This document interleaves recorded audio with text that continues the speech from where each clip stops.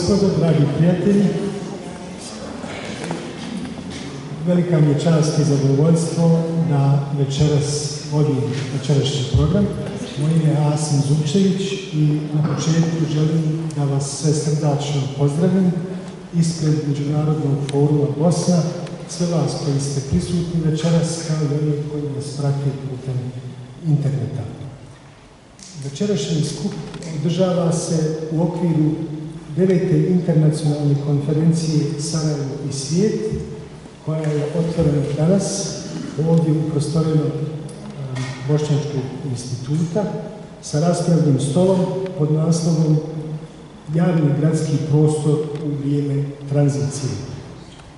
Koristim priliku da izrazim zahvalnost ustanovama i organizacijama koje s forumom sarađuju na realizaciji konferencije, a to su Vlada kantona Sarajeva, grad Sarajevo, Univerzitet u Sarajevu, općina Stari grad Sarajevo, općina Novo Sarajevo, Bošnjački institut fondacija Adil Zulfikar Pašić te radio Stari grad. Konferenciju, dakle, nastavljamo večerašnjim programom sa javnom raspravom pod naslovom 250 godina balade Hasanaginice u svijetu uz knjigu Tajna Hasanaginice Rusmira Mahmud-Čehajića, izdanje Mladinska knjiga Sarajevo 2022. godine.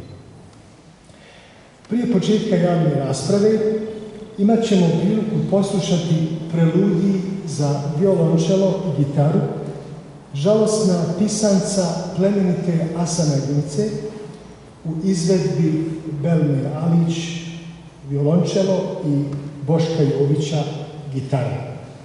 Preludiju je komponirao specijalno za ovu priliku Boško Jović. Dozvolite nekoliko riječi o izvođačima. Boško Jović je diplomirao na Muzičkoj akademiji Sarajevo, odsjek za etnomuzikologiju, a magistrirao je odsjek za gitaru u klasi profesora Aleksandra Svetara. Pedagoškim radom bavi se od 2000. godine i osim koncerata klasične muzike često nastupa i sa umjetnicima iz world muzika, džeza i pop scene. Autor je 4 solistička CD-a i 2 knjige za gitaru. Belma Alić je diplomirala u klasi profesora Evgenija Ksaverefa na Muzičkoj akademiji u Sarajevu. U istoj klasi je završila i postdiplomski studij. Doktorirala je 2016. godine na temu nove tehnike u literaturi za violončelo 20. i 21. stoljeća. Osvojila je više prvih i specijalnih nagrada na takmičenjima za učenike i studente muzike. Trenutno je zaposlena kao vanredna profesorica na odsjeku za gudačke instrumente gitaru na Muzičkoj akademiji Univerziteta u Sarajevu. Prije nego što vas pozovemo da pozdravimo izvođače, ja bih vas samo zamolio da ugasite vaše mobilne telefone. Zamolio bih gospodina Boška Jovića i gospođu Belmu Alić da izađu na scenu.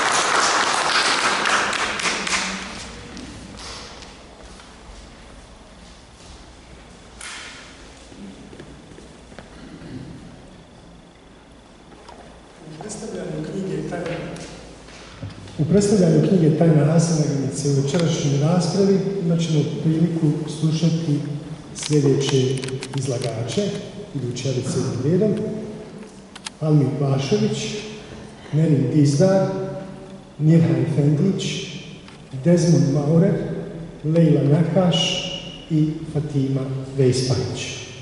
Dozvolite nekoliko riječi o našem prvom večerašnjem sudioniku.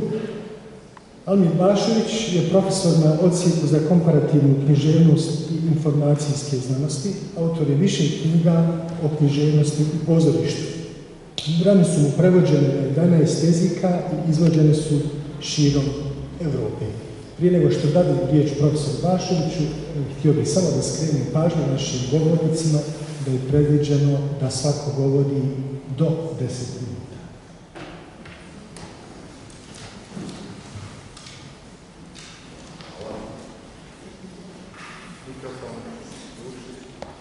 Hvala lijepa. Počastovan sam što sudjelujem u promociji ove važne knjige. Nešto ću kasnije govoriti o tome kako profesor Usmir Mahmud Čahajić u svojoj knjizi o Hasanaginici pojam lijepo piše i malim i velikim slovom. Lijepo malim slovom estetski fenomen, lijepo velikim slovom kosmički princip. Evo imamo priliku vidjeti knjigu koja je i lijepa i lijepo napisana, zaista lijepo likovno oblikovana. Na početku ću reći da spadam u one čitaoce Hasanaginice koji dok je čitaju tu baladu uvjeri se uvijek iznova da je sve na svom mjestu. Kad prođe neko vrijeme, kad počnem razmišljati o toj baladi, uvijek se čini da tu nešto nedostaje.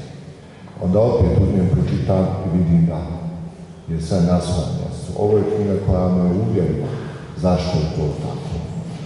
Kad sam prvi put čitao knjigu profesora Usmira Mahmud Čahajića, učinilo mi se da ta knjiga ima veze s dramom i pozorištem. Odnosno da njegovo čitanje Hasanaginice ima veze s dramom i pozorištem. Pošto sam profesionalno vezan za dramu i pozorište, pomislio sam hajde ja ponekad račun za struju vidim dramu i pozorište, možda je to mene. Ponovno sam pročitao knjigu i uvjerio se da možda zaista ima smisla govoriti o nekim elementima tragedije u vezi sa Hasanaginicom, kako je čita profesor Mahmud Čahajić. U prvom redu, kad god bi se zapitao da li stvarno Hasanaginica, šta je razlog za tolike dramske obrade Hasanaginice, nametalo mi se i drugo pitanje. Važno da su i kolege dramski pisci uporno popunjavali jednu nepostojeću prazninu u toj baladi. Oni su naime, recimo, uvijek pokušavali motivirati stil Hasanaginici, koji je kao pokretač divan. I onda ta motivacija, odnosno motivacijski sistemi koji nam govore kako ljudi doživljavaju svijet u kojem žive, išli su od biološke, ko bi Hasanaga je ranjen pa impotentan, preko ekonomske i društvene, odnos Age Begovi, umjetničke tematiziranje same ideje priče i tako dalje i tako dalje.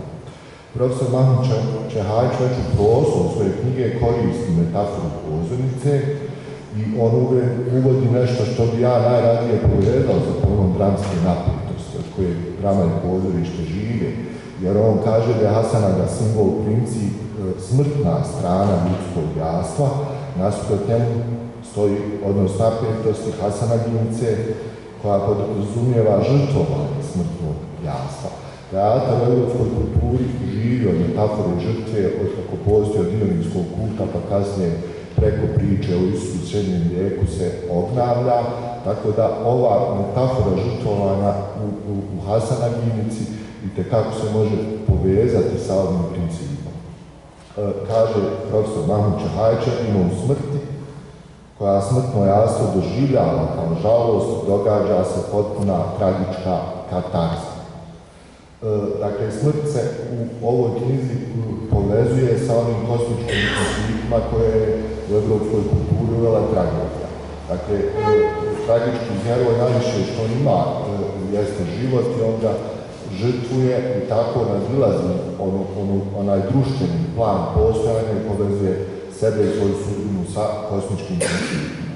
Također, mogli bi govoriti o dva pola, to su tabu i uzor, dakle ono što se ne smije i ono čemu trebamo težiti. Tabu je sistem zabrana, ljudsko društvo od koga ima, mora imati sistem, mora imati neku vrijednost koju kao društvo teži, kao suprotni pol je što se ne smije.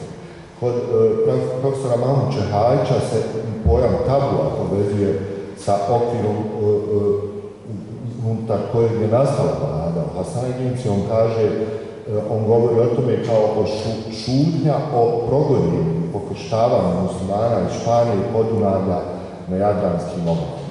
Također, veza s tragedijom bi bila i konstatacija u kojoj se kaže vrelo je mit ili metafizička doktrina.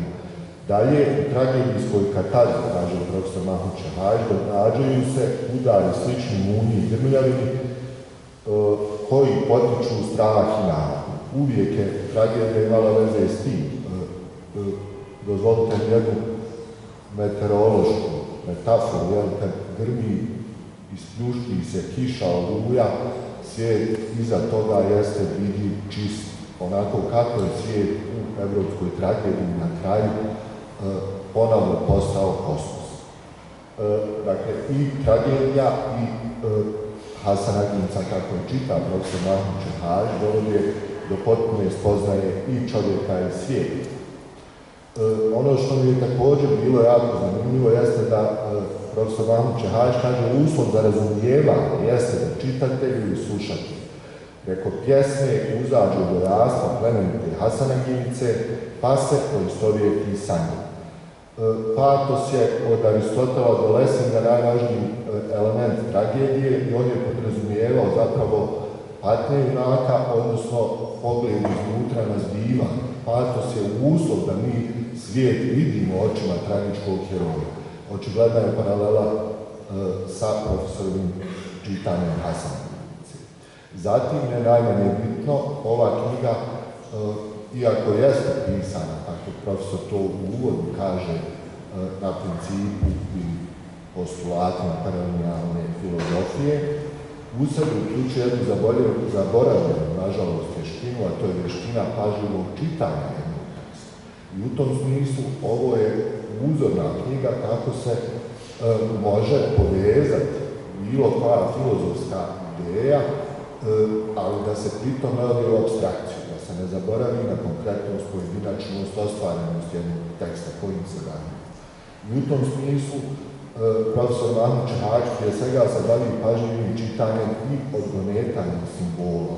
Na primjer, bijele boje, ptice, srce, broj 13, voda, gore, dole, odnosno temeljna opozicija, uzvisina, nizina, pitanjem granice koja je po tvrdnjom dragog profesora Dželala Karahasana izrazito dramatičan fenomen i moram reći ono što je jako važno primijeniti jeste da kod profesora Mahmud Čehajića simbol jeste paralelan mitu. Mi zaboravljamo u ovom svijetu da simbol živi od viška emocije, da on nikad nije samo pitanje racionalnog dogovora. Simbol se zasniva kao i mi na principu uključivanja, dakle i umjesto principa isključivanja ili. Zaboravio sam spomenuti da jedan postscriptum ovdje nosi naziv granica i stranci, što također može govoriti o paraleli sa granicom kao dramskim fenomenom.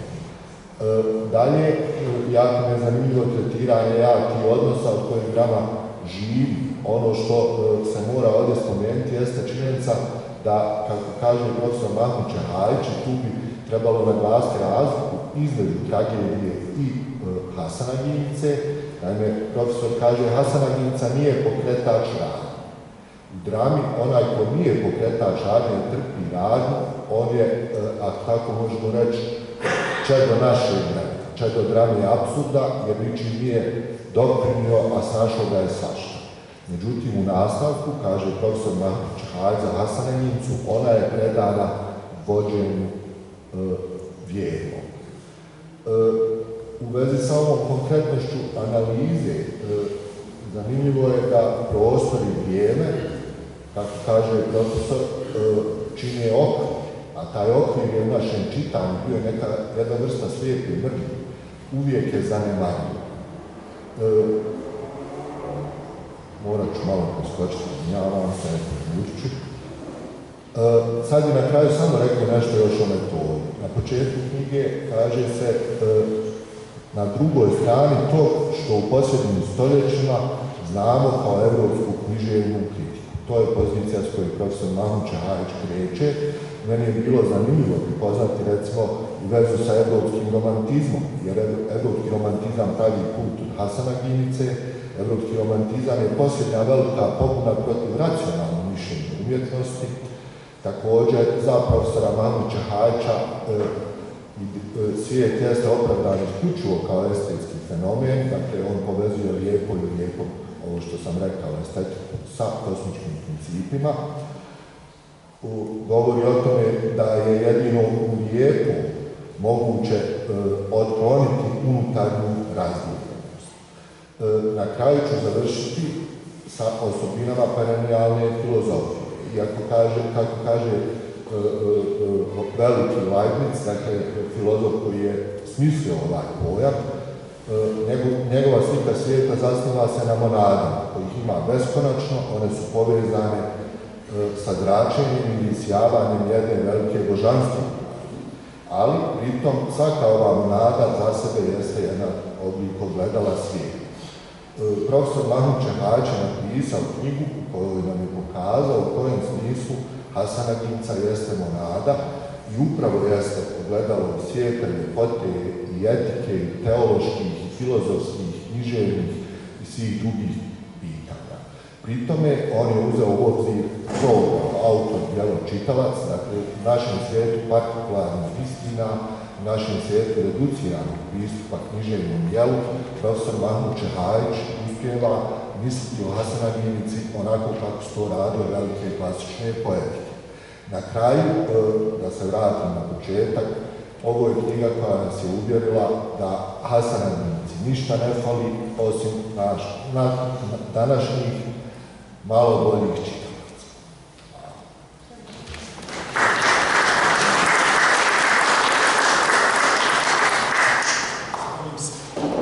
Zahvaljujem se gospodinu Vlašoviću na njegovom izlaganju, a sada riječ ima gospodin Eril Dizdar. Gospodin Dizdar je diplomirao i magistrirao na Fakultetu humanističkih nauka Univerziteta u Mostaru, doktorant je Fakulteta političkih nauka u Sarajevu, oblast sociologija, autor je knjige Politike kulturnog rasizma, te većeg broja radova iz oblasti lingvistike, s posebnim interesom za istraživanja u oblasti sociolingvistike, psiholingvistike te politologije i sociologije, a njegove istraživanja uključuju i engleske prijevode Hasana Gince. Gospodin Dizdar je odnedavno i ministar za raseljene prognanike u federalnoj vladi i to je razlog što će večeras morati malo ranije da ode, jer se ispričava zbog ranije preuzitija obaveza. Gospodin Dizdar. Zahvaljujem se, zaista mi je velika čast što sam ovdje. Ovo je za mene dobro došao povratak nečem što sam od uvijek zapravo volio raditi, čemu sam uživao. Moj prijatelj Jasin je zamolio da odložimo telefone, ja ne mogu, na telefonu sam pripremio svoje izlaganje zbog okolnosti i drugih obaveza koje sam imao, pa sam tu uspio ove osnovne crtice svog izlaganja da priredim. Profesor Mahmud Čehajić je nekako i u meni zapravo probudio interesovanje za bosanskom mimoćankom Hasana Gincom, ne samo kroz knjigu koju je objavio, nego i kroz naše brojne razgovore. Evo čak i to geografsko, odnosno prostorno predstavljanje Hasana Gince ne može proći bez opisa koji se danas možda smatra nepodudarnim, paradoksalnim, rušenjem granica kako ih poznamo u sadašnjosti. Zapravo, akademik Mahmud Čehajić me opredijelio da na neki način tražim ono što je on razotkrio u svojoj knjizi u brojnim drugim tumačenjima Hasana Gince, koja su često više od pukih prevoda, odnosno uvijek je prevod i svojevrsno tumačenje onoga ko prevodi, Kolriđa, Puškina, Voltera, Scotta, Mickijevića i tako dalje, sve su to bile različite interpretacije koje zapravo potvrđuju univerzalnost Hasana Gince. Nije slučajno da je Hasan Agincu zabilježio stranac, učenjak koji je u njoj prepoznao dubinu, ljepotu, univerzalnost te poruke i to je jedna možda od bitnih simboličnih poruka iz te, da kažem, biografske strane. Dakle, otkud nekoga ako se profesionalno sada bavi raseljenim licima, prognanicima, da govori o Hasan Aginci. To također smatram kompatibilnim i o tome autor knjige je dosta pričao. Zapravo Hasan Aginca je prognanička priča. Žene, bosanke, majke, u svom postupku ima svoje prednosti i terete. Mogu reći da svaki dan srećem Hasana Gince.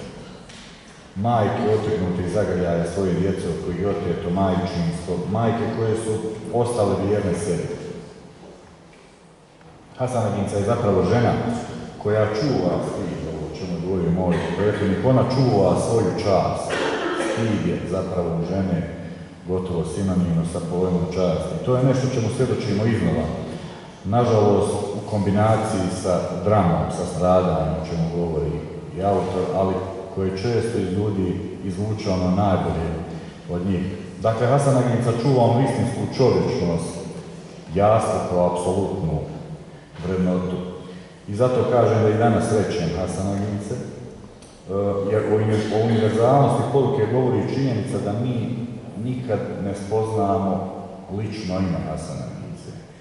Mi ne znamo kako se ta žena zove. Upravo zato što je ona, ono što zovemo u lingvistici arhetip, ona je taj univerzalni primjer, ona je poruka koja se ponavlja i ne smije biti svedena na samo jednu osobu, na jednu istorijsku ličnost, kako god da želite. Knjiga profesora Mangučevića zapravo govori o toj tajni koja je skrivena pod prašinom ideoloških tumačenja i bojenja Hasana Gince. Zapravo kad razmaknete tu prašinu, tajna postaje poprilično očigledna, ona je vidljiva, možemo reći, ali uvijek treba neko ko će svojom rukom tu prašinu skloniti, da kažem, za sve nas, da to vidimo. I onda vidimo da su zapravo brojna tumačenja Hasana Gince nakon što je ona pribilježena. Ne možemo reći da je nastala, nego je pribilježena prije tih 250 godina. Tumačenja su zapravo često bila bježanja od Hasana Gince, o čemu je profesor Mangučević često u knjizi govorio. I mene je recimo fasciniralo to pitanje zašto je Hasan Ginca zato često prevođena. Zašto je ona predmet fascinacije brojnih poznatih imena, autora, pjesnika, prevoditelja? Zapravo upravo zato što govori o iskonskim istinama, o stradanju, o vjeri, o žrtvi, o temeljnim duhovnim vrijednostima koje prožimaju sve naše tradicije i to je poruka zapravo koja je prožeta kroz knjigu profesora Mangučevića. Zanimljiv je možda i paradoksalan podatak da je afirmaciju Hasana Ginca doživjela upravo s te druge strane zamišljene civilizacijske i kulturološke granice unutar onoga što zovemo kršćanska društva, zapadna društva koja su tada bila druga strana uslovno govoreći. To dosta zapravo govori o prirodi i fiktivnosti tih granica, čije nametanje zapravo, nažalost, često uzrok nesreće onih koji se nalaze na tim granicama, između tih granica koje uvijek postavlja neko drugi. Zapravo, autor nam kroz knjigu otkriva da je tajna Hasana Gince upravo u tome da ona raskriva velove ideologija, predrasuda, stereotipa, orijentalizacije, otuđenja i otkriva se prije svega kao ljudska priča. Znači, ljudska sudbina i tragedija koja je posljedica upravo takvih nametnutih perspektiva. Možda je uzrok fascinacije Hasana Gincom upravo bio u otkrovenju da je taj drugi, taj tuđi, kako je gledan možda iz perspektive i tih zapadnih društava, zapravo samo čovjek, odnosno žena koja dijeli iste emocije, strepnje, ljubav kao i oni koji su o njoj čitali, o njoj saznavali. Zato sam recimo u svom radu dosta vremena posvetio dota zaboravljeno u prevodu Felicia Hemans. Felicia Hemans inače poznata britanska pjesnikinja, bila je najpoznatija pjesnikinja u 19. vijeku, ali njena djela su mnogije vrijeme zaboravljene. Ja to često kažem kada pričam sa studentima. To vam je kao da Steven Spielberg napravi verziju Hasanaginice. U tom vremenu je bila toliko popularna u britanskom društvu. Ona se u potpunosti poistovjetila sa Hasanaginicom u svom prevodu. Čak je prevod nazvala razred i zato je mnogim domaćim autorima pobjegla, da kažem, nisu shvatali da se radi o Hasanaginici. Inače, ta Felicia Hemans je kao i Hasanaginica imala 5 djece. Bila je udata za irskog vojnog časnika, od kojeg se razvela, imala dosta traumatičan razvod. I tu vidite dosta tih sudbinskih podudarnosti, gdje vam djeluje nevjerovatno da je jedna Britanka zapravo imala gotovo identičnu sudbinu kao naša Bosanka Hasanaginica, koja se s tim poistovjetila. Naravno, imate i druge prevode ljudi, poput Ovena Meredita, koji je kao neko koji je bio kolonizator s tog aspekta tumačuje Hasanaginicu. I zapravo vidite tu njenu svojevrsnu amorfnost i mogućnost svakoga da je tumači na svoj način i tu njenu univerzalnost. Interesantno je da je Hasanaginica postala nacionalno blago Irske. Malo ljudi to zna. Zapravo radi se o slikarskoj verziji Hasanaginice, slikara Frederika Williama Bartona, poznati irski slikar, 1862. godine. I ona je danas izložena u Irskoj nacionalnoj galeriji. Procijenjena je na poprilično veliku vrijednost i opet vidimo da drugi dosta cijene i nas. Dakle, kao što sam rekao, svaki prevod ima svoj život, ali ovaj primjer Felicia Hemans govori o podudarnosti tog ljudskog iskustva, ljudskih duša, kako god hoćete, neovisno o granicama koje sami biramo ili nam se nameću. Često je nazivana Moročka, što u prevodu znači Moro-Vlaška, odnosno Maursko-Vlaška doslovno, pa i tu imate te paradokse, je li Maurska, je li muslimanska, crna, znači vrlo teško je nju svrstati u te kalufe, ona uporno bježi iz tih kalufa, opet je prije svega naša, opet nam je svima bliska. Na kraju autor Mahmud Čehaj zapravo ukazuje da, iako to ne ističe u samoj knjizi, da mi sami često ne razumijevamo kapacitete našeg kulturnog pamćenja, iskustva, da budemo taj možda uzor ili primjer ljudskosti koja je naglašena u našim tradicijama prije svega drugo. Ironično je da nam je trebalo da neko izvana zabilježi tu našu sudbinu kako bismo je možda i sami cijenili. Hvala.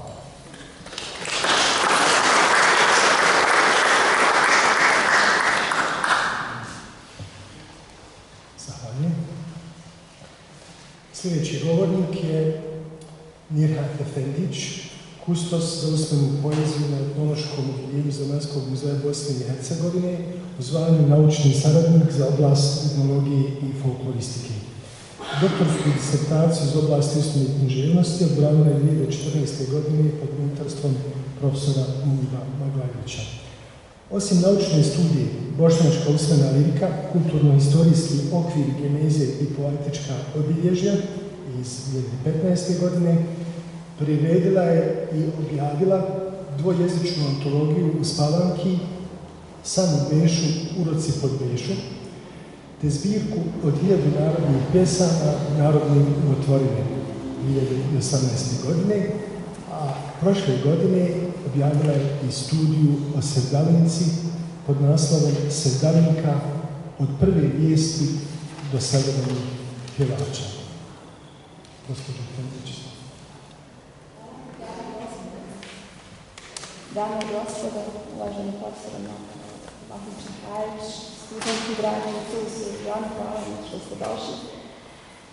Ja sam odlučila večeras govoriti o baladi kao žanru, osobito u istraživanjima Muniva Maglajevića, koji je sada već 1980. godine obranio doktorsku disertaciju o baladi tada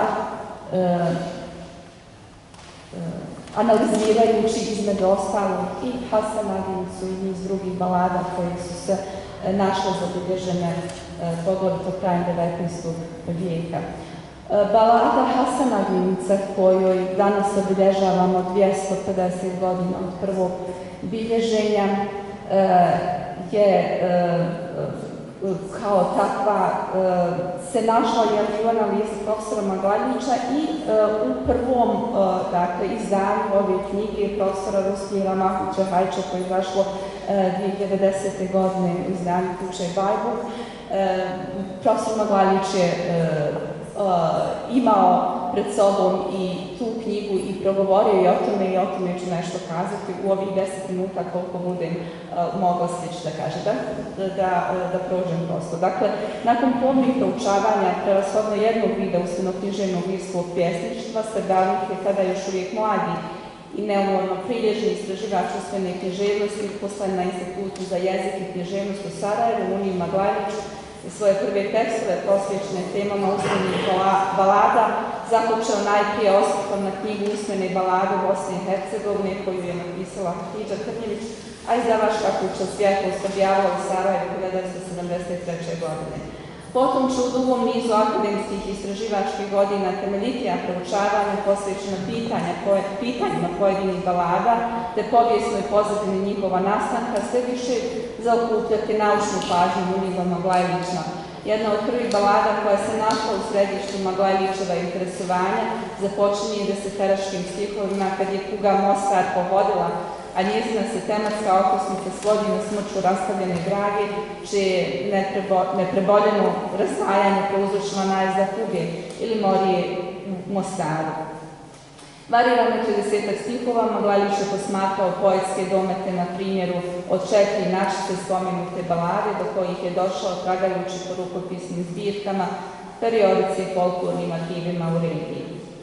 Taj predani istraživački mir ne zaustavlja se na pojedinačnim radovima koji će se nizati u potrebnim godinama. Među prvim Maglajlićevim tekstovima posvećenim našim usmenim baladama nalazi se i ona sarajevska o nasmrt osuđenom, koja u svega 15 stihova rijekog simetričnog deseterca uspijeva potpuno osvojiti slušalca jednostavnošću i jezgrovitošću saopštavanja povijesnog događanja, nasmrt osuđenog i Branimira koji je pogubljen u Sarajevu krajem 19.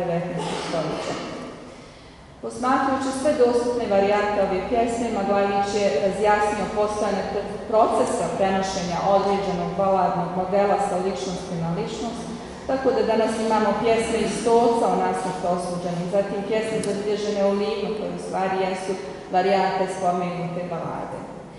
U jezgrovitom članku, objavljenom najprije u zborniku radova 21. kongresa Saveza udruženja folklorista Jugoslavije 1976. a potom i knjizi od zbilje do pjesme iz 1983. Maglajlić se dotakao problema čitanja Fortisove žalosne pisance u adaptacijama najprije Vuka Stefanovića Karadžića, Olinka Delorka, Miroslava Pančića, jednog anonimnog čitanja iz 1947. godine i Isakovića, odnosno čitanja Alije Isakovića iz 1984. godine. Tekst je pisan u povodu tada 200 obljetnice, odnosno 200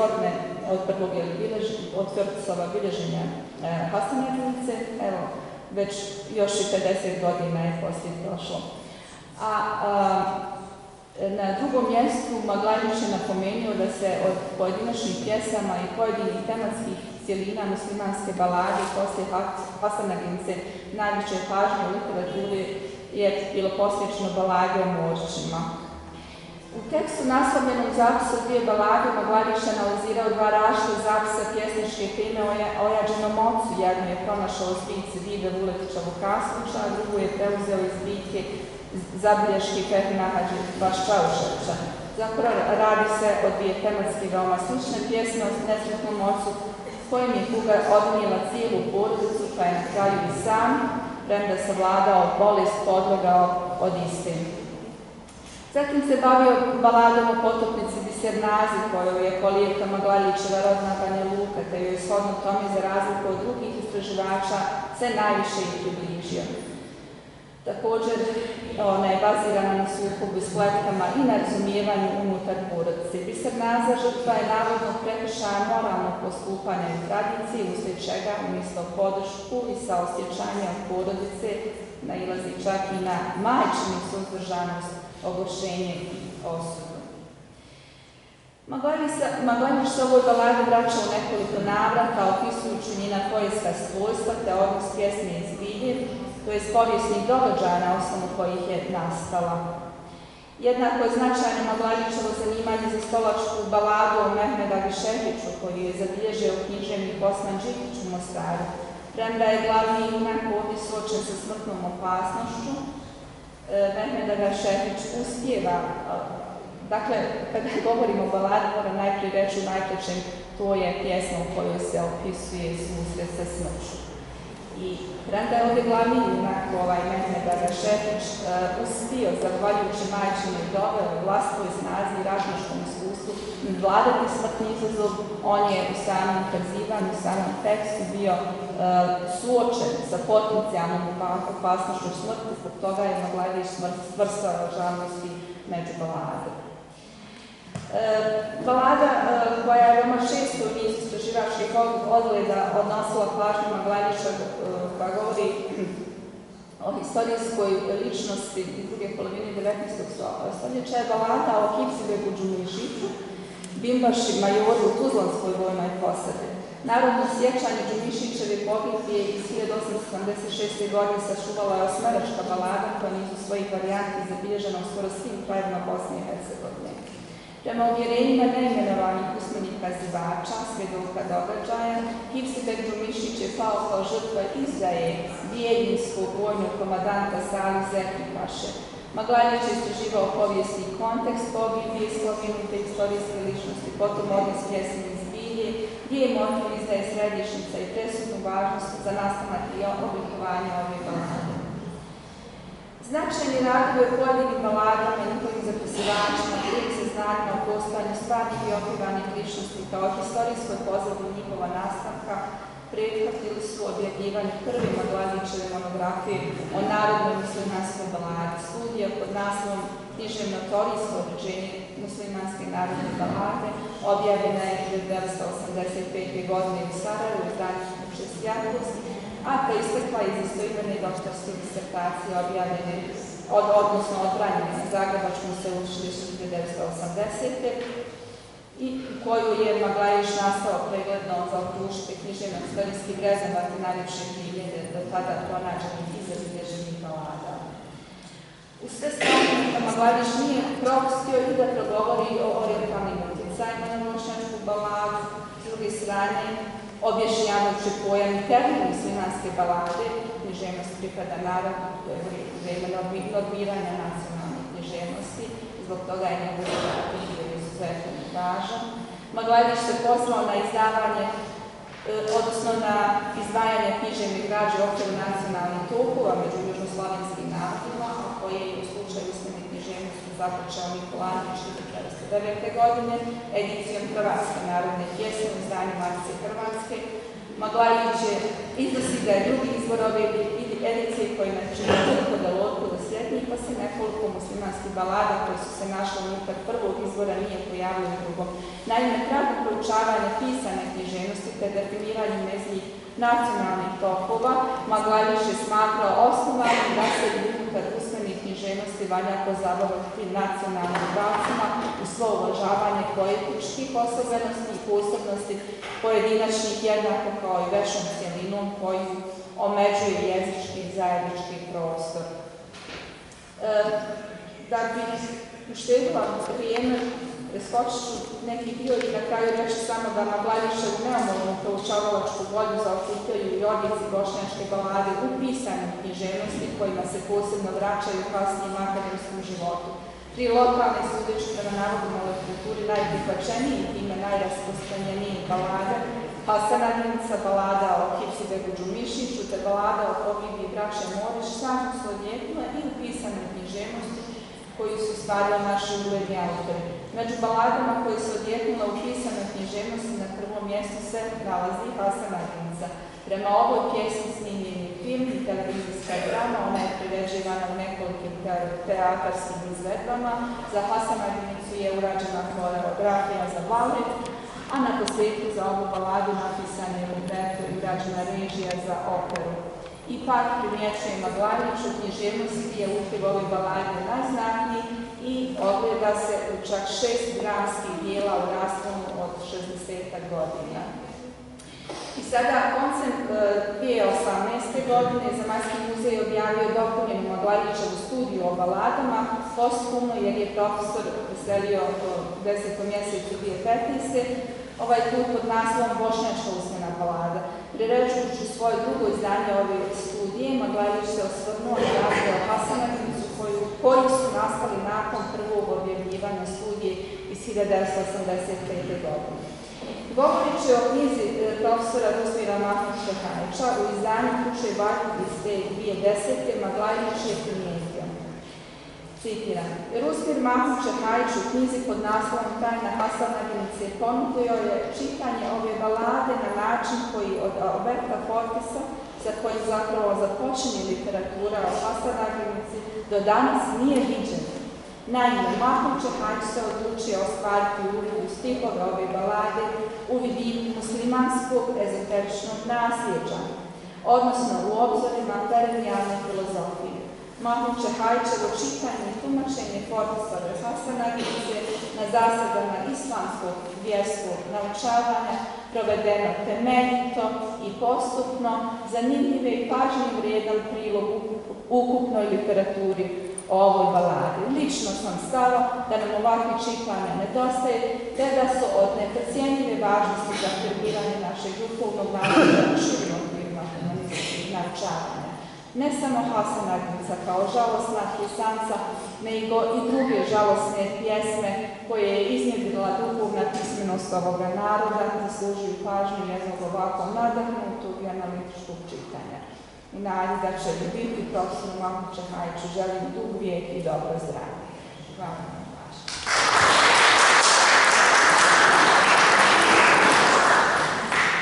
Zahvaljujem. Naš sljedeći govornik je diplomirao klasične studije na Univerzitetu u Edinburgu, živi u Bosni od 1995. godine gdje je radio za Ujedinjene nacije, potom podučavao na odsjeku za lingvistiku Univerziteta u Sarajevu, objavljivao prijevod i autorske tekstove te radio kao urednik.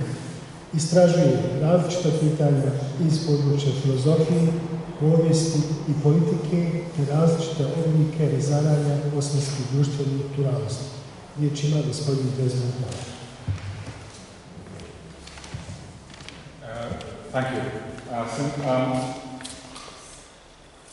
Ja imam verziju ovoga na bosanskom jeziku i verziju na engleskom jeziku. Ja sam dobio strogo upute da govorim na engleskom. Od čovjeka koji je pročitao i jednu i drugu verziju.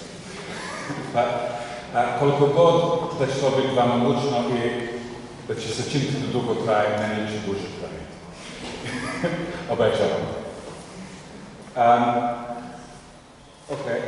Anthony Grafton, one of the greatest of contemporary scholars and philologists, has written a compelling history of the Western intellect.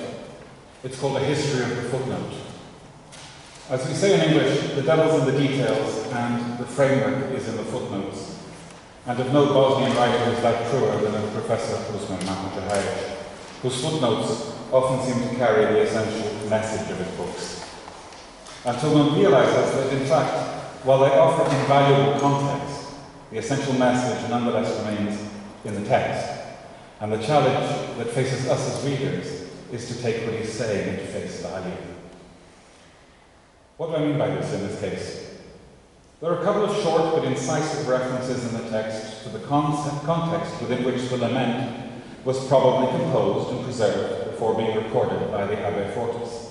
This is the context of the Habsburg and Venetian Reconquista during the 17th and 18th centuries, the period when Slavonia was emptied of its population, Sarajevo sacked by Eugene of Savoy, Belgrade turned into a Habsburg city for 20 years, Novi Sad and the Vojvodina colonized, and of course Montenegro and Dalmatia converted from Ottoman to Venetian possessions, and so from Muslim, which is to say mixed, to Christian, which is to say mono-religious territories. In a number of further footnotes, Rusmir puts some flesh on the bones of the story, especially by giving us the story of a young boy called Hassan, who was captured along with his father, converted to Christianity and christened as Stephen, and then entered orders as a friar, under the religious name of Lorver, in which capacity he seems to have served as a sort of Uskok priest. He attempted to save his family on military missions into Bosnia, including his mother, who refused to convert, causing him to nurse bitter and angry wounds, Lutheran, until the end of his life. This footnote offers us an historical model for Hassan Aga, who of course did not become a priest, but whom Rusmir reads as having been a convert, out of service to his own material, personal, family, and perhaps even to some extent, patriotic interest. Responding to the ultimatum given in different ways by the Venetians and the Emperor Leopold to convert or leave the newly Christianized lands. This conversion offers the occasion of his wife's estrangement. Out of speed, which is to say modesty, she remains faithful to the praised, the prophet, and so to her original debt. But in Rusmir's reading, Hassan Aganitsa is not Hassan Aga's literal wife. She is his conscience, his yasfa, that side of him that strives to follow the example of the praised and of the prophet as the best example, the shining light and the mercy to the world. The symbolism of the poem is thus a setting for the narrative of the inner struggle caused by the forced choice. Convert or leave. Abandon your worldly goods. Abandon your home, your halls, your family. All that you have now. But then we must ask, what sort of conversion is this? What is the choice? Is it not the choice? It is not the choice between Christian or Muslim, because in the end, for Rusmir and for the perennial tradition, that's not a choice. They're in essence the same thing. The anointed and the praised, that is, Christ and Muhammad, are closer to each other than to anyone or anything else. They are different manifestations of the same revelation, the revelation of the Word through the vessel. The anointed is the Word made flesh by the Virgin, and the praised is the channel for the manifestation of the Word in the form of recitation. There is no real choice between them, and Rusmir makes that clear in his opening chapters. So let us ask again then, what sort of conversion are we talking about? It's the conversion that isn't one. It's the conversion that is forced, and so it's false. Not only because, at best, it leads to hiding one's Muslim identity under a cover of insincere Christianity, but because it abjures true and sincere faith and the straight path for the sake of this worldly interest, attachments, fear, and other passions. It listens to the distractor, to the tempter, and it forgets the why and wherefore of being in the world, which is to pass through it on its way, on our way, to a higher place. If that is so, then the problem is not that Hassan Aga converted. It's that he converted not from one form of truth to another, but from truly striving to follow a path to the peak, to the height, whichever one it might be, to only pretending to do so. He did not switch the symbols of his faith, which would have been acceptable. He abandoned faith for comfort in this world, and made of this world, and this world alone, the full extent of his vision and his care. That is the nature of his betrayal of his wife, his conscience, and ultimately his better self. Once one has understood this, one can see that while the footnotes do provide the necessary historical context for understanding the poem in terms of when and how and why it was composed, and the meanings encoded in it, the meanings themselves are the symbolic narrative set out in the main text, without the accompaniment of their historical dress. The tragedy of revolting Muslims is a tragedy, and it is still ongoing, but it is a real-world exemplification of the universal choice that every individual faces in their own life, that every society faces, and that every community places upon its members. What have we learned from this? Ultimately, I think that the conflict is not one of Croat, Serb, or Bosnian, or Catholic, Orthodox, and Muslim. The specific identities are unimportant unless we are all people. Moral beings in touch with the moral issues involved in creating healthy and diverse communities worth living in, that are related, each in their own historically contingent but richly elaborated way, to the common core that gives value to the processes of living as fully developed individuals in enabling communities. that allow for an orientation of values that transcend mere life and material prosperity. That's a long sentence. It just means that we should be able to live in good communities that allow us to be good people. If we commit to rigid identity structures with a focus on the symbols of identity and not what they stand for, then we have already lost what they stand for. The expression of our shared humanity in a way that suits us because we can inhabit it in depth. One cannot be human in general, only in and through a specific tradition and its exploration of what it is to be human. It transcends the individual, informs the individual, and enables the individual to individuate in fruitful ways, rather than into despair and degradation. One cannot speak language in general, only a language. One may know and speak more than one language. One may be a virtuoso and shift with ease between dialects and accents. But one is always speaking one out of many possible forms of language, and never language itself as an abstract reality. What is more, if we only pay lip service to these rigid identity structures, while ignoring their concrete form and richness, then we have lost what they stand for, because we stand for nothing, or nothing at the bottom line, the material and the animal aspect of our natures. There is a third option, and that is denial. We do not retreat into the rigidified identity structure, and so into a focus on the extrinsic, the symbol, and the vehicle. Nor do we fake our commitment to the structure to cover our focus on material interests. We identify with the destructive assault on the identity structures, and that negativity becomes our own new identity. The form of being that results is devastating in the extreme, and this is the culture of the panopticon. It is the creation of the transparent society, the removal of all barriers, of all veils, of all privacy, because there is no need for privacy in a truly reformed society. What have you to hide? Show yourself. Turn yourself inside out. Render whatever was private public. This is the totalitarian vision. It is also the vision of the surveillance society. It is the transparent society, and it is the society that results when privacy, speed, modesty, reserve are demonized as dishonest, as hiding something, as suspect. It is the form of society that happens when conversion is not a choice between symbol systems and historical formations that are essentially attempts by different human groups to achieve much the same thing, decent societies and communities. When instead conversion is a reduction of you to my rigid symbolic system that leads to you always having to display to me that you have been reduced. Not by showing a commitment to my symbolic system, but by providing constant proof that you are no longer committed to yours. You must become radically and self-evidently not you, and you must carry out that eradication of yourself and whatsoever in your heritage might have contributed to forming and enriching it. You must be opened up, made public, and be shown to be essentially no longer there. And eventually you will require this not just of yourself, but of each other as your collective form of being. You will be a constantly renewed process of self-nullification. There is a final point to be made, along with the transparency of society, that goes a thoroughgoing opacity of bureaucratic power, and so of power relations.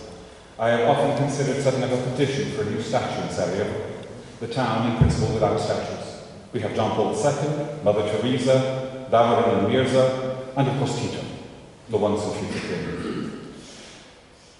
I feel that we should add a statue to stand in front of the Cantonal building, a statue of Kafka, because that is precisely what the opacity of power that we as citizens face at every step. And it may remind us that the transparency demanded of us on paper is not intended to flatten us out or make us actually transparent.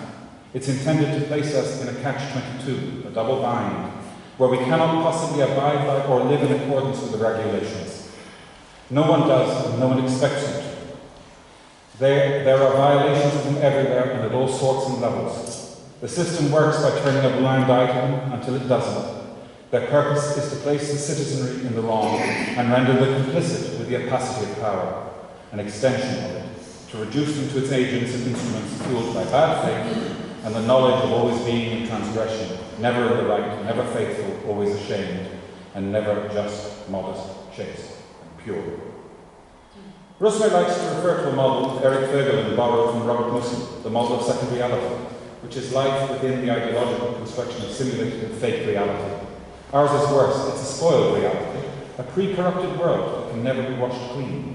There is no shining whiteness on the hill, only angry ones. And it is based upon Russell's other concept, also borrowed by Bergman, namely dumbheit, or stupidity.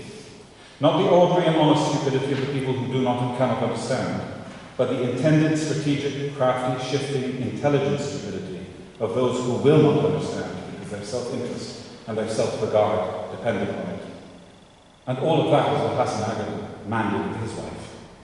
And that is what we have come to demand of ourselves in our lives all too often. Thank you.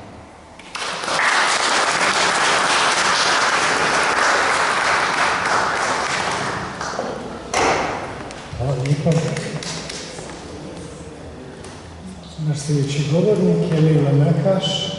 Ona je doktorirala na Filozofskom fakultetu u Sarajevu, gdje predaje staroslavenski jezik, historiju i književnog jezika i jugoslavistiko. U svojim istraživanjima bavi se ćiriličnom paleografijom, ćirilometodskim prijevodom Biblije, apokrifnim tekstovima, paratekstom u bosanskoj srednjovjekovnoj književnosti i Aleksandridom. Priredila je više izdanja srednjovjekovnih kodeksa, Grutočko evanđelje 2015. Plovdivski zbornik 2016. Divoševo evanđelje 2018. i Metački zbornik 2020. I nego što dadne riječ profesorici Nakaš, samo da kažem da pred izlaganjem koje ima gospodin Novi Vrano bilo na engleskom, ja neću pokušati da dadem sažetak. Mislim da neću to učiniti kako treba, jel? Ali ovo je možda prilika da kažem da svi izlagači da su pozvani da svoja izlaganja dostave časopis Forum Bosna za objavljivanje jednog od narodnih brojeva, i to će onda biti prilika da čitamo i nadam se naš tekst bilo na engleskom i na bosanskom jeziku. Profesorica Nakaš. Nadam se da sam uspjela platiti. Naravno da vam je ogromna čast biti makar i poznanica, kamo i prijateljica vodećim intelektualcem u ovoj zemlji i biti povremeni konsultanti za filološke aspekte problema kojima se on bavi. A još je također čast što sam pozvana ovdje da govorim kao filolog i ja sam željela danas da govorim iz srca, ne znam koliko će mi to uspjeti. Dakle, ja bih skrenula pažnju na riječ tajna, da ova balada ostaje tajna po suštinskom zadatku baladnog teksta. Podsjetila bi na jedno neprevaziđeno djelo koje se zove Nemezis Ericha Auerbacha, najboljeg tumača antičke književnosti, koji je ukazao na pojam biblijski stil kojima se mi danas i lingvisti bavimo.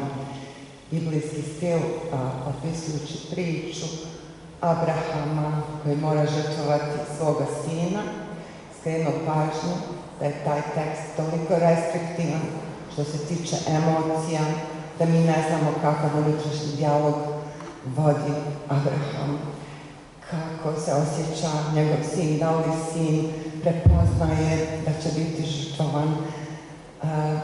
I sad moram krenuti na još jednog izuzetnog autora, Sørena Kierkegaarda, koji je upravo tu temu u svojoj knjizi Strah i drhtanje obradio. On je zapravo, ta knjiga počinje sa 11 varijanata tog događaja Abrahamovog žrtvovanja sina. Dakle, 11 varijanata koje su samo Kierkegaardu pale na pamet, ja imam još jednu 12 koje nema. Među njima je tekst, drevni tekst, drevna književnost, toliko reducira emocionalne sadržaje, upravo tu nam omogućava da unosimo sebe, svoje vrijeme i ona postaje neprolazna na taj način. Jedna od najdirljivijih varijanata od tih 11 je ta kada Abraham se okreće sinu, odlučuje da napravi pogled ubice, zlog čovjeka, izbezumljenog čovjeka, da rekavši svakda je bolje da moj sin pomisli da sam ja poludio nego da Bog ovo traži od mene. Za mene je ta bila najupečatljivija i nikada je nisam zaboravila.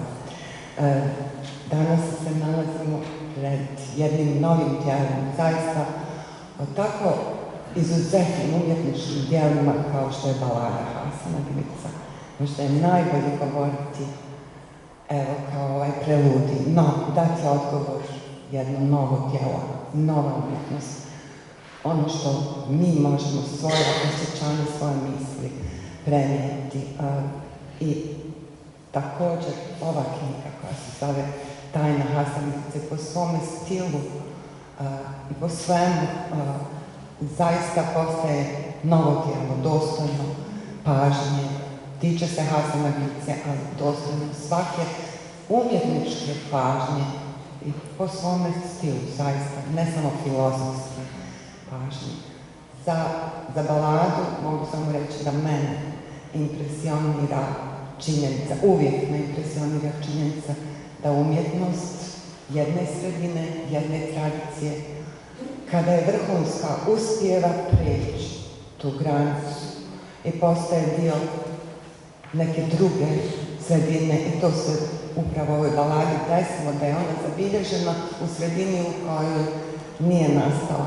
Mi znamo, mi filolozi imamo svoje metode i znamo da se upravo to dogodilo jer pjevač je ostavio neka tamna mjesta koje i danas ostaju i zauvijek će ostati tajanstvena bez obzira na sva naša oružja filološka.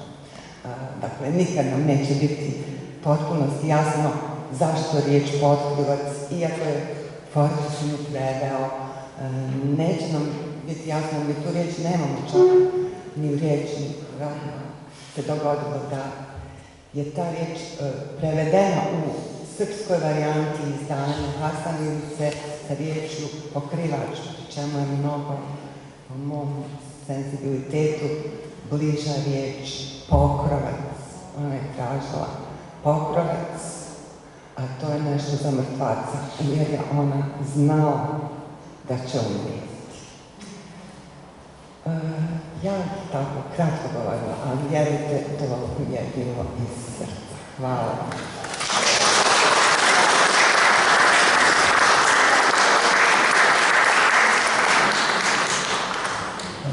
Hvala profesorici Nakaš. Naš posljednji izlagač večeras u okviru javne rasprave je Fatima Vejspahić. Ona je magistrirala na Filozofskom fakultetu u Sarajevu s radom jezik, stil i motivi bosanskih balada zbirke Milman Period. Područje njenog znanstvenog zanimanja su bosanska srednjovjekovna književnost i bosansko usmeno nasljeđe. Priredila je i objavila srednjovjekovni rukopis Sankt Peterburški bosanski apostol. Kolegice Vejspahić, izvolite.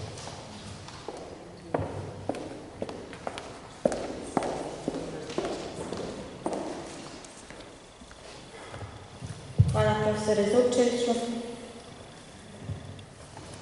Razgovarajući sa profesorom Ahmedčehajićem o ovoj knjizi, ispričao mi je jedan svoj davni susret sa Džavadom Karahasanom i večeras smo ga već spominjali. Pitali su se mogu li izdvojiti 10 knjiga koje bi bile važne za bosansku kulturu i zaključili su da bi sigurno jedno mjesto za to bila Hasana Glica. I iz tog davnog njihovog razgovora, u dugome vremenu promišljanja i istraživanja, nastala je ideja za ovom knjigom. Sad, misleći o tom vašem pitanju, zaključila sam da možda nije važno da li je to 10 knjiga ili jedna, ali je sigurno važno znati takve knjige promatrati iz sebe, iz onoga što bosanski čovjek jeste, jer samo tako za njih možemo reći da su i zaista korisne. Upravo je tako tumačenje Hasana Glice dano u ovoj knjizi. Pored brojnih usjetnih gledanja na ovu pjesmu na svjetskoj pozornici, od Herdera, Goethea, Scotta, Mickiewicza, Puškina i drugih obuhvaćenih ovim istraživanjem profesor Ahmedčehajić je vraća čovjeku kojem ona i pripada. Tako u vidicima muslimanskog nasljeđa, do sada neuzimanih u okvir promatranja Hasana Glice, polazi od dvije teze. Ona je i bosanska i muslimanska pjesma naravno pored svih ostalih pripadanja. Bosanstvo i od njega neodvojivo muslimanstvo ustrajno su zatirani u svim minulim vremenima, ali i danas. Hasanaginica i njen svijet pripadaju dobu kada u Bosni nije vrijedio princip čija vlast, tog i religija. U tome svijetu vrijedio je princip čiji temelj je Božja objava kojom autori počinju pisanje svoje knjige. Da Bog ne uzvraća jedan narod drugima, doista bi bili razoreni samostalni crkve, sinagoge i mesdžidi u kojima je ustrajno spominjano Božje ime. Kad god bi granica tog svijeta bila pomjerena, tako da nestane štićenja te pluralnosti, muslimani bi bili pred izborom ili pokrštenje, ili iseljenje, ili pogubljenje. A žalosna pjesanica, kao muslimanska pjesma, upravo govori o pokuštavanjima muslimana Imotskog i njegove okoline i uništavanjima njihove prisutnosti. Tu muku života autor prepoznaje i osvješćuje u ustrajnim nastojanjima da se muslimani bosanskog naroda označe otpadnicima od svoje vjere. Tako su u posljednjem ratu protiv Bosne, kao i mnogim prije tu, s kulminacijom u genocidu, progonima, ponižavanjima, ubijanjima i drugim najtežim zločinima, okrutno gonjeni sa svojih ognjišta i ugurivani u tuđe ideologijske predstave o njima samima. Tjerani su da se opredijele za nešto što nikada nisu ni bili, niti će biti. Ali sve dok se ne opredijele, smatrali su, ne mogu imati ništa stvarno što tom narodu i pripada. Ni zemlje, ni politike, ni jezika, ni književnosti, ni svijesti o sebi, ni svojoj budućnosti. Njihov jezik je naš, kako to tvrdi Stojan Novaković, srbijanski filozof i političar, kada kaže zaista jezik naš zvoni divno iz njihovih usta s osobitom čistoćom i harmonijom. Istog rasističkog stava potvrđuje se decenijsko nastojanje negiranja bosanskog jezika, ali i bosanske kulture općenito. Nije uziman u obzir ni u oblikovanjima školskih programa, ni u brojnim složenim političkim promjenama kroz koje je Bosna prolazila od carstava do kraljevina. Ali i danas je u Bosni, pred bosansko-hercegovačkim narodom, koji se odlučno suprotstavio svakoj vrsti zla i nasilja, na jednak način prisutno to nastojanje negiranja bosanskog jezika. Ako je čovjek oduzet jezik, onda nema mišljenja. A ako nema mišljenja o sebi, onda je podanik i zarobljenik u tuđim predstavama. Ne zna ni razlog ni svrhu postojanja u svijetu. U nerazumijevanju jezika, njegovog značenja, izvorni tekst žalosne pisance plemenite Asinaginice u dosadašnjim je brojnim tumačenjima mijenjan i prepravljan u inim pokušajima odgonetanja tamnih mjesta, kako su ih zvali u brojnim književno-teorijskim jezičkim tumačenjima. Ali ono što ne razumijemo ne možemo mijenjati. Možemo priznati da nešto ne znamo, a i to je put znanja i put ka otkrivanju neznanog.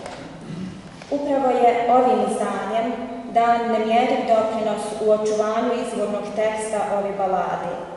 Za profesora Mahmuda Čehajića je nepovredivost teksta Fortisovog zapisa temeljno pravilo od kojeg polazi u svojim tumačenjima.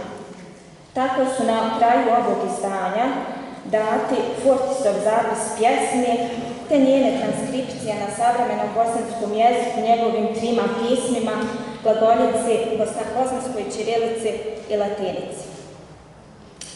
Poštivanjem zapisa, kakvog je iza sebe ostavio Alberto Fortis prije više od 2 stoljeća, sa sviješću o značaju jezika koji u svojoj dubini skriva još neotkrivena znanja, profesor Mahmud Čehajić je u vidicima perennijalne filozofije ponudio do sada nepoznate odgovore za nejasna mjesta ove balade. Sve što je skriveno i nepoznato može postati otkriveno i znano.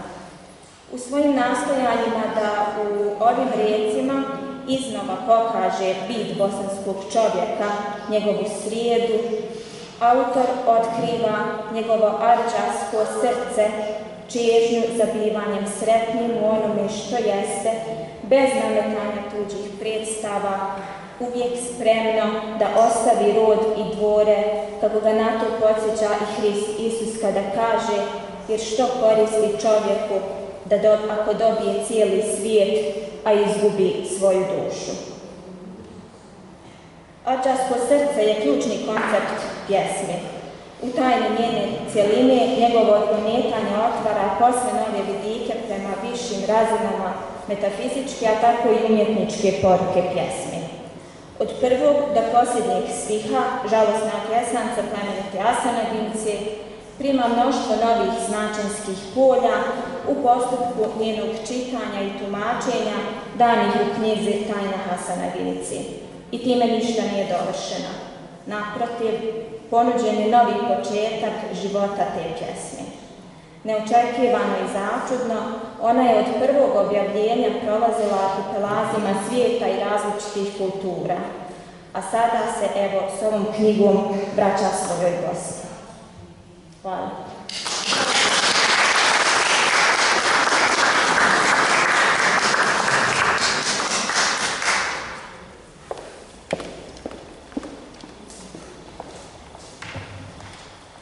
Hvala lijepa na ovom izlaganju.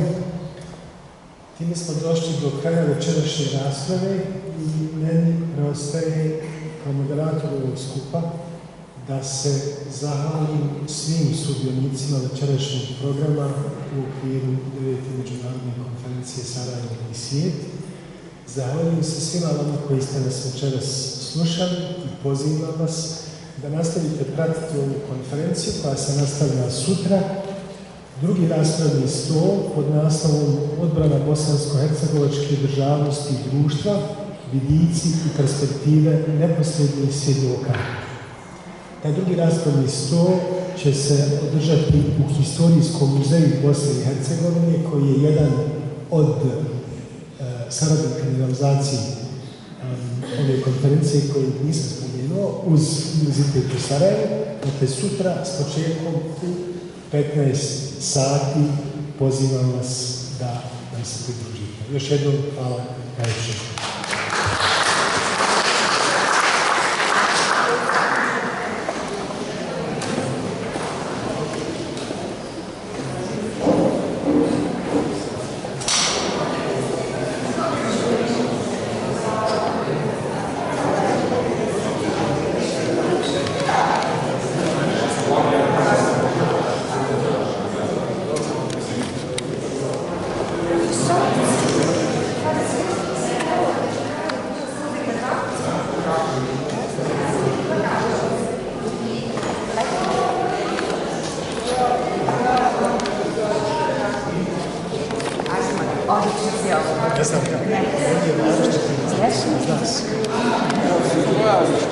Yes.